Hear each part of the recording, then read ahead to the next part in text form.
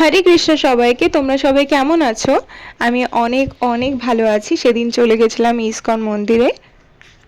মন্দিরে অনুষ্ঠান থাকার কারণে শাড়ি পরে চলে গেছিলাম মন্দিরে। এই দেখো আমার সখীরা আমার আশেপাশেই রয়েছে। মন্দিরে যেতে না যেতেই দেখলাম প্রচুর ভিড়।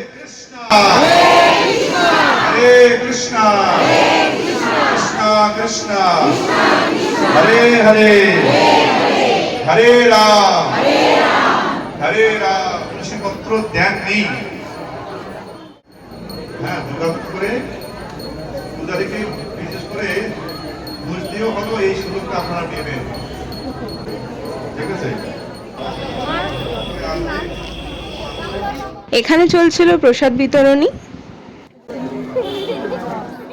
আমরা ওখান থেকে প্রসাদ পেয়ে পাশেই আরেকটি মন্দিরে চলে গেছিলাম। এই মাসে কেউ যদি একজন ভক্তকে প্রসাদ দেন, দেখা যাচ্ছে 1000 ভক্তের প্রসাদ দেওয়ার স্বামী। আপনারা সবাই চেষ্টা করবেন। সব অনুষ্ঠানের শেষে আমি আর মা দুজনে মিলে গল্প করতে করতে বাড়ির দিকে চলে এসেছিলাম। আবারও দেখা হচ্ছে অন্য কোনো ব্লগে। ততক্ষণ টাটা।